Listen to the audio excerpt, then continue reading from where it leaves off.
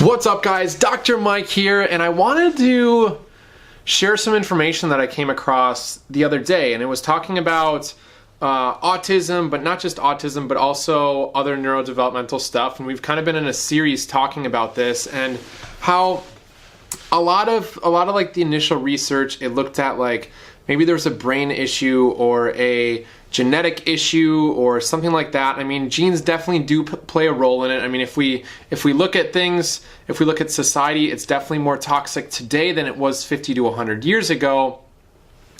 But at the same time, a lot of the research that looks at the genetic aspect of it says that a lot of this increase in a lot of this stuff we're seeing, the increases in neurodevelopmental disorders are only kind of due to like a 20% genetic factor, while the other percentage is mainly environmental. And obviously we can look at a ton of environmental things. There's so many things we can look at, but there's a few that are like some really big ones. Obviously, I think a lot of you guys who have kids either going through this or have gone through it yourselves know that food plays a huge role in it.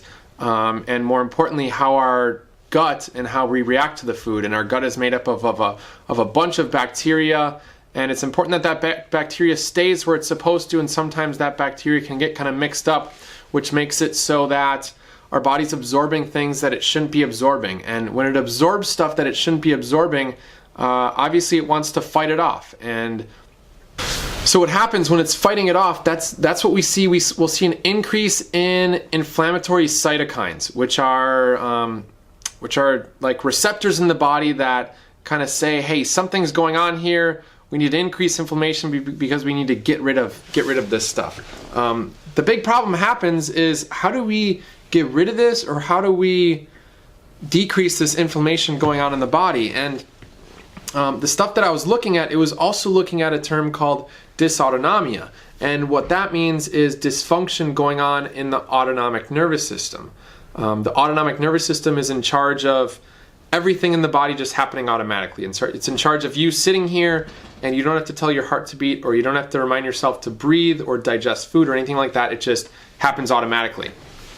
Now, what dysautonomia means is there's dysfunction going on, meaning that autonomic nervous system isn't working how it's supposed to. And what I'll often see is kids who come in here with autism, anxiety, ADD, ADHD, they'll be stuck in this sympathetic or fight or flight stage kind of all the time.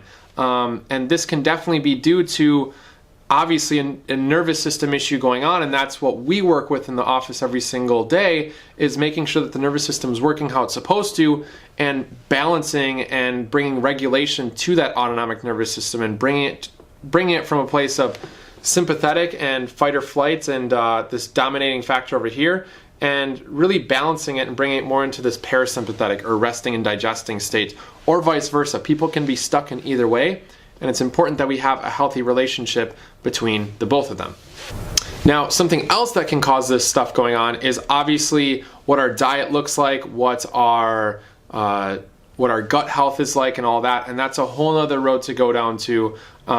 If you do want to go down that road, I always suggest talking to a registered nutritionist, as they know a lot more about that than I do. It definitely goes hand in hand. I've seen people come in where their nutrition is spot on and they're still feeling the same way, and they don't get results until we start to see or until we start to do this. And I've also seen where people come in and their nutrition is terrible and we'll still see results, which I think is really cool. But the big thing with both of those is that we are regulating the autonomic nervous system and taking it from a place of being stuck in one way or the other and bringing it back to balance. And that's what I think is oftentimes happening with a lot of kids who are suffering with anxiety and autism and ADD and ADHD and all of this other stuff, is their nervous system is stuck, and it's hard for them to bring balance to their lives and react to certain things or do certain things that they're supposed to do.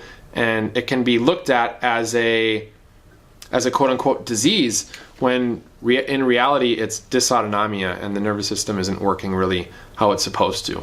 But with all that being said, I hope you guys really enjoy these videos. I've been getting a ton of great feedback. Let me know if there is a topic that you're struggling with or your child is struggling with that you want me to go over. I put a lot of research and I do a lot of studying before I make these videos to make them short, sweet, concise, and to the point, but also giving you guys a lot of good information. If you have any questions, feel free to reach out. Also, something that we're opening up again is a Facebook group. It's called Lake Country Sensory Parents. I noticed that a lot of the parents, or a lot of the kids I take care of in here, their parents sometimes feel like they are by themselves. They're kind of lost. And what we aim this group to do is make it to where it is a community of you guys and you don't feel so left out, I guess, in the open with no place to go, that you guys do have people to talk to and all that stuff. So thank you guys so much for watching. Like, comment, subscribe. See you guys next week.